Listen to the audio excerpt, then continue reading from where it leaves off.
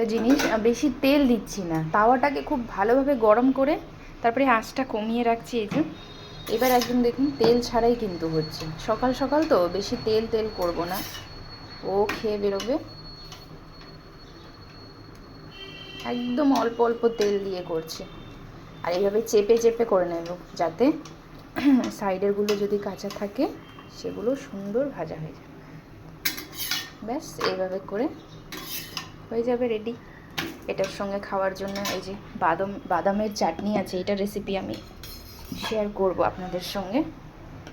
ধনিয়া পাতার চাটনি করে এটার সঙ্গে খাওয়া যায়, ভাল লাগে। এটা দিয়ে দিলাম, এটা লাস্ট। কি সুন্দর হচ্ছে, একদম পাতলা পাতলা। আর এইদিকে দুটো নামিয়ে হটপটে রেখেছি যাতে গরম থাকে একটু। এই যে কালকে রাতে চাটনি ছিল তো, তো ওটাই দেখে ভাবলাম যে একটু এই সুজি বেসনের পাল্টাটা করি। বাদামের চাটনি দিয়ে ভাল লাগে খেতে, খেয়ে দেখো। এই যে সুজি বেসনের পাল্টা একদম রেডি, এবার খেয়ে বলবা কেমন হয়েছে।